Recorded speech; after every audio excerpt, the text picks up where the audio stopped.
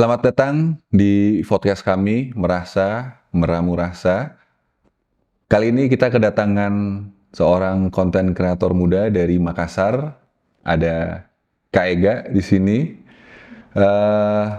Ya kali ini diriku nih mau mengajak pemirsa nih untuk belajar bareng nih tentang perspektif dari teman-teman yang mungkin ya lebih muda dari diriku gitu kan. Sebenarnya mungkin penonton-penonton di sini, pemirsa di sini banyak yang juga mungkin seangkatan juga gitu kan. Eh, Tentang gimana sih Kak Ega nih menjadi seorang konten kreator gitu kan ya.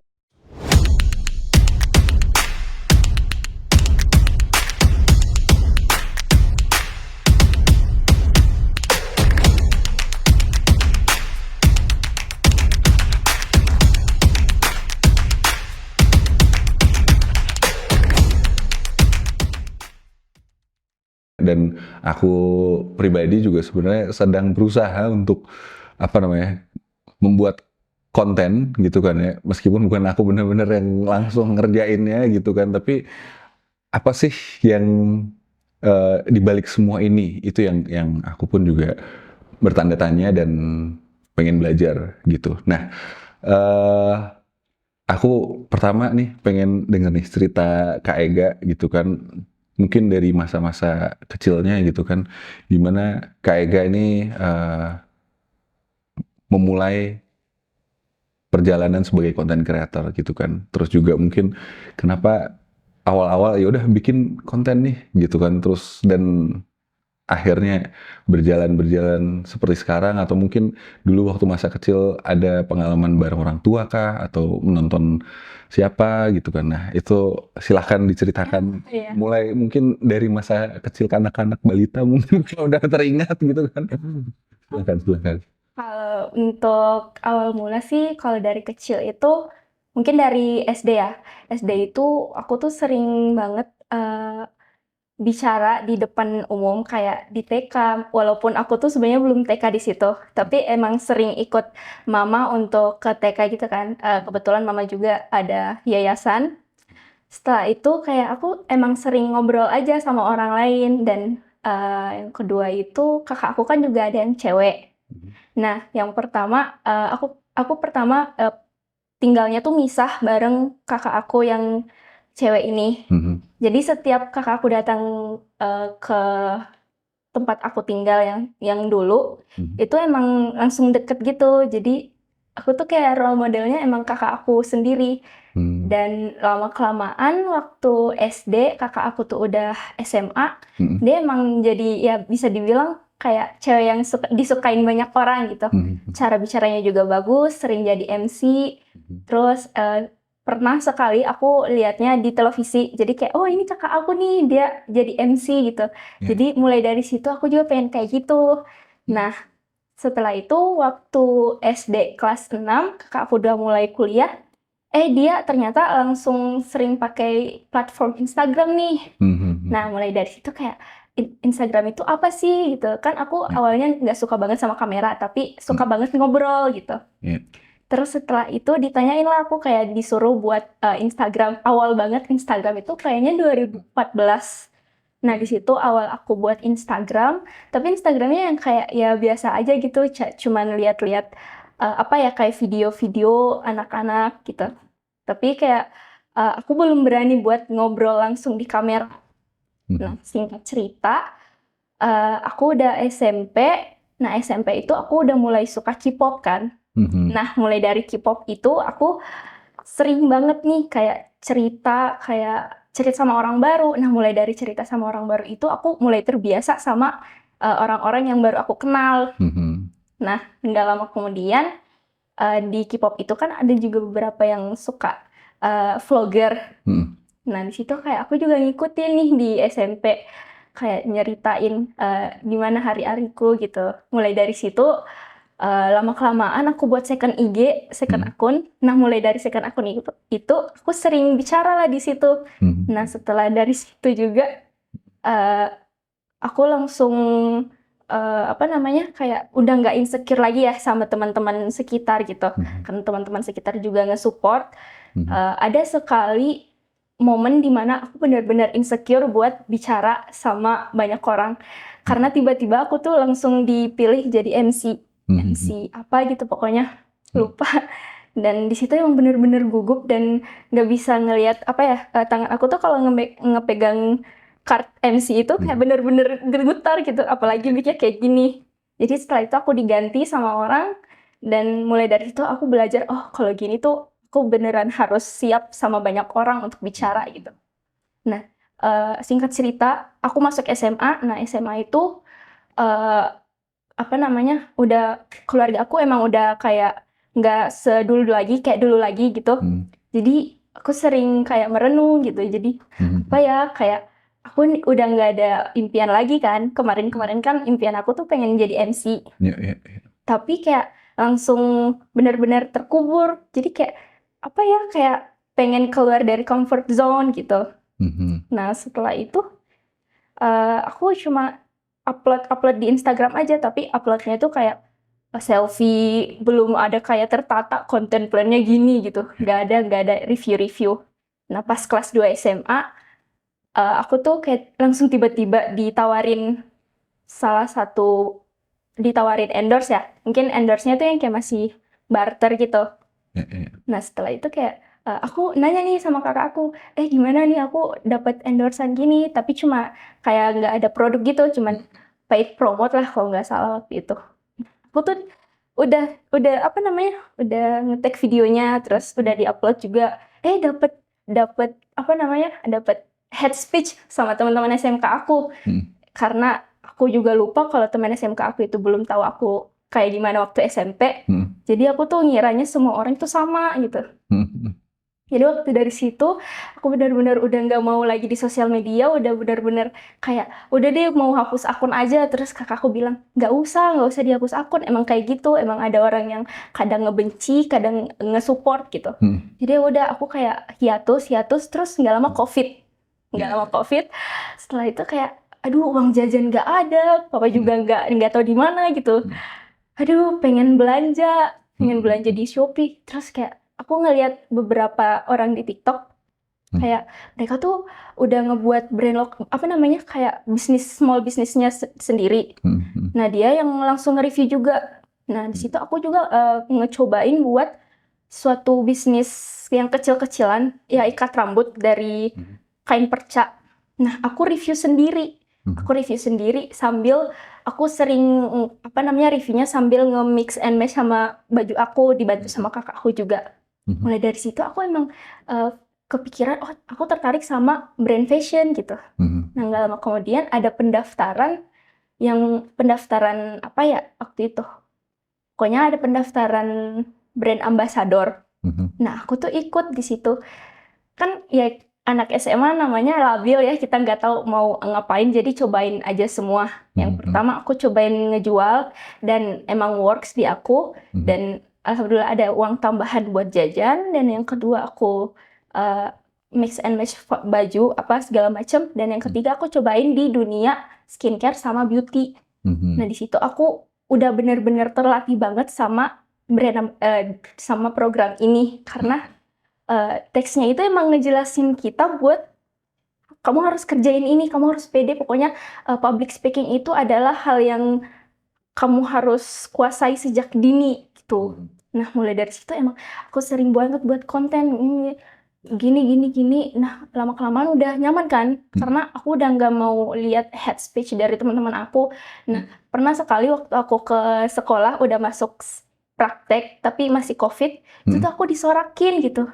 Jadi kayak apaan sih, kayak aku kan pertamanya nggak ngira kalau aku yang disorakin.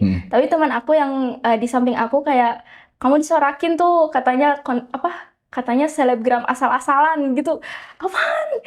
Jadi kayak aku tuh ya udahlah nggak apa-apa gitu kan, nggak apa-apa. Setelah itu kayak lama-kelamaan aku udah bener-bener sering ngikutin tren di TikTok. Pokoknya yang paling pertama aku ingat itu foto di kamera terus ada laptop, terus kita virtual foto apa gitu, foto shoot. Aku ikut itu, terus yang kedua aku ikut photoshoot yang ada background koran-koran di belakang. Nah itu tuh naik juga, itu naik di TikTok. Terus nggak lama kemudian aku sering lah foto-foto bareng teman-teman aku, ngelihat di apa ya, inspirasi aku tuh emang kakak aku sama Korea, K-pop. Jadi mulai dari awalnya itu semua fashion aku itu memang berkiblat di K-pop sama kakak aku. Sebelum kakak aku emang pakai abaya, gamis ya. Sebelum itu kayak sering banget kan yang kayak cewek-cewek kue, cewek-cewek mamba. Jadi aku ikutin gitu. Nah lama-kelamaan udah deh kayak sekarang. Jadi emang banyak naik turunnya sih menurut aku. Tapi emang dari awal aku emang suka untuk bicara. Kayak gitu aja sih sebenarnya kurang lebih. Iya, menarik ya. Berarti emang akhirnya kakak nih jadi pengaruh yang besar, terus habis itu juga emang karena suka sama K-pop. Nah ini dua apa namanya, dua hal yang benar-benar mempengaruhi Ega dan akhirnya bisa sampai sekarang gitu kan ya. Betul. Terus gimana tuh apa namanya waktu mengolah head speech, terutama nggak cuma head speech kali ya, istilahnya tuh kayak pikiran-pikiran negatif dari luar gitu kan. Terus kan mau nggak mau kita ini ya ngerasain, dan ini jangan-jangan nih orang bener nih gitu kan ya. Iya. Itu pasti ada masa-masa itu. Nah, gimana tuh dirimu mengolah hal tersebut dan akhirnya bisa bangkit gitu. Ya kalau untuk mengolah head speech atau hal yang negatif menurut aku ya, aku tuh orangnya nggak bisa mendem gitu. Jadi langsung diceritain ke teman terdekat atau enggak ke kakak aku sendiri. Jadi atau enggak aku cerita ke stranger di tandem. Karena aku juga suka Korea nih, jadi sering cerita sama stranger Korea yang ada di aplikasi. Nah aku ceritalah semua kayak, ih aku diginiin, terus dikasihlah advice, terus suggestion juga apa segala macam. Nah mulai dari situ aku udah mulai sedikit-sedikit bangkit. Nah yang kedua, karena kenapa aku nggak mau terpuruk terus, itu karena kalau aku terpuruk terus, aku nggak dapat uang jajan.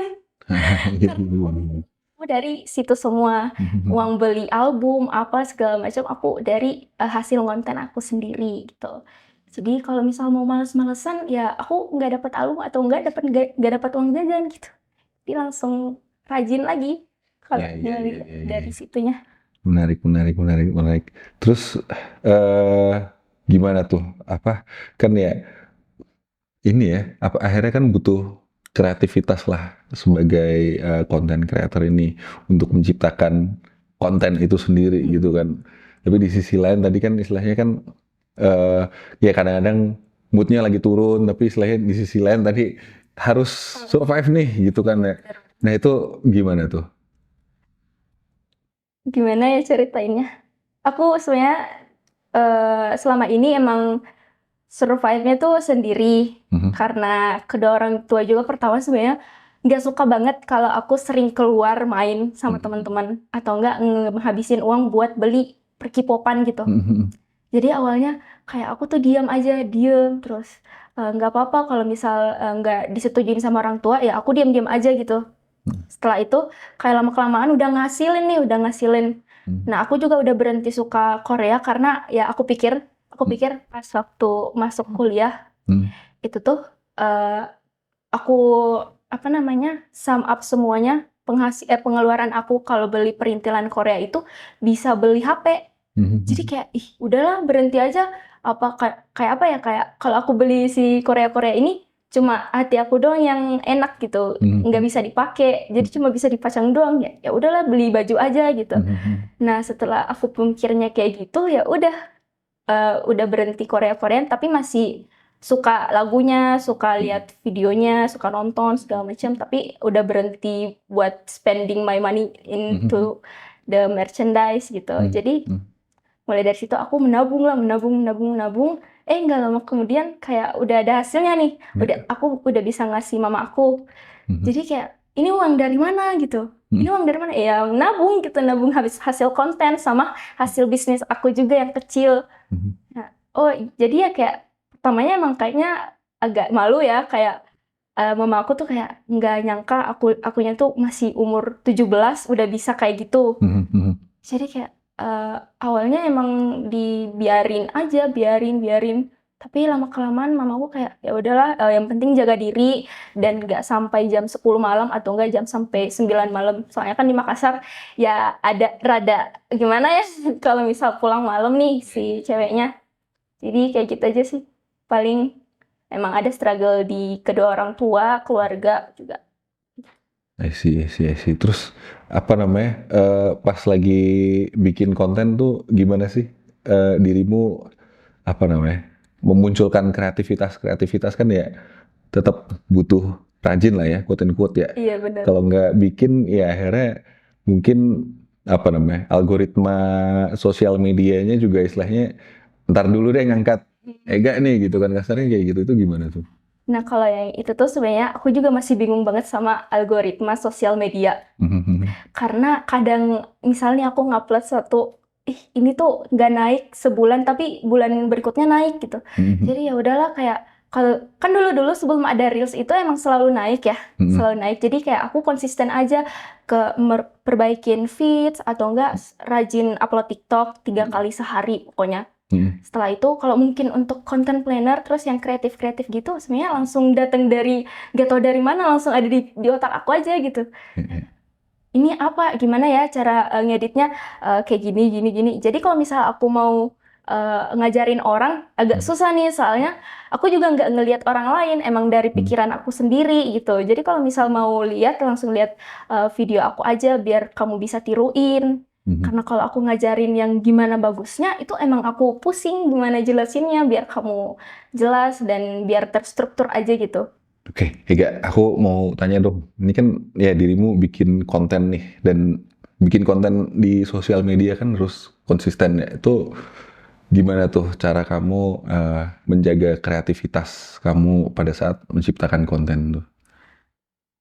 Waduh, kalau untuk hal itu sebenarnya rada bingung ya jawabnya gimana. Tapi kalau dari aku sendiri ya konsisten, emang konsisten harus ngeciptain apa ya keunikan sendiri gitu. Jadi kalau misal ada orang mau nyari uh, streetwear, oh ke sini aja, ke akun ini aja, soalnya dia sering ini gitu kan. Terus atau enggak yang hijab-hijab, oh ke sini aja, dia sering ngasih spill-spillan gamis yang bagus kayak gitu-gitu. Nah, kalau dari aku sendiri itu belum terlalu apa ya, belum terlalu ada yang seperti itu. Tapi yang orang-orang kenalnya itu aku suka di TikTok, kalau aku tuh suka ngebuat konten TikTok pakai filter gitu kan. Kayak filter yang apa ya kayak nebak-nebak gitu. Terus yang kedua aku sering buat mini vlog tapi mini vlognya itu dibedain dari yang lain. Jadi kan aku suka Korea sama Jepangan. Terus aku kayak ya udahlah ganti kata aku jadi watashi gitu. Jadi kayak ya udah di situ kan ada uniknya setiap kayak gitu. Nah orang-orang tuh suka sama kayak gitu tapi ya balik lagi kita tuh harus konsisten. Emang konsisten kunci utamanya sih kalau misal pengen ngebuat konten terus kayak gitu-gitu. Nah untuk kreatif sendiri ya aku bilangnya kayak tadi itu harus kita ciptain dari diri kita sendiri aja sih. Kita maunya kayak gimana dan nggak ngebuat kita jadi orang lain gitu.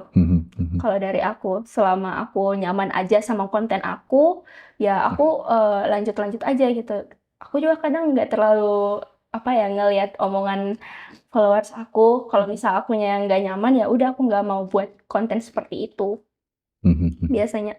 Ya, tadi ada satu kata yang aku tertarik sih, apa namanya, tentang Ega yang berusaha tetap menjadi diri sendiri buat Ega gitu kan. Nah itu gimana tuh perjalanan Ega menemukan diri sendiri dan akhirnya ya disampaikan, diekspresikan dalam bentuk konten kan? Nah kalau dari itu sendiri perjalanan aku nemuin diri aku itu pertama ya karena dari kecil itu aku sering banget bicara gitu kan. Dan yang kedua emang aku orangnya itu apa ya kalau bisa teman-teman aku bilang itu ceria dan selalu apa ya kayak ngelucu dan sama teman-teman aku tuh kadang kayak aku orangnya apa ya kayak enak aja gitu diajak teman friendly. Nah aku ciptain lah diri aku di Instagram friendly sama apa ya kayak estetik lah gitu. Soalnya kan aku juga suka yang Korea-Korea. Nah, di Korea-Korea itu kan emang banyak yang estetik-estetik. Aku ciptain diri aku kayak gitu di Instagram.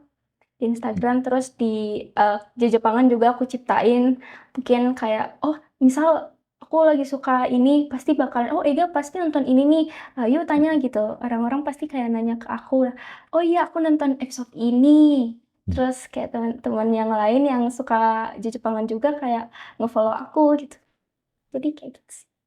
Iya, iya, iya, iya. Jadi emang akhirnya ada hubungannya juga dengan ya apa mengetahui karakter diri gitu kan ya, terus juga apa namanya hobi-hobi gitu juga sebenarnya kan itu ini ya apa namanya ngebantu kamu banget buat ya intinya menyampaikan apa yang eh, bisa kamu sampaikan ke audiens kamu gitu kan ya, dan bisa bisa jadi istilahnya eh, apa ya bisa dikatakan ya dirimu istilahnya duluan nih dibandingin teman-teman kamu nih terkait hal ini gitu kan ya, karena emang ya kamu punya ketertarikan yang besar lah di sana kan ya gitu. Mantap, mantap, mantap. Terus eh ini udah berapa tuh kemana aku lihat kalau di Instagram di 30-an K ya, bener nggak sih? Iya, alhamdulillah.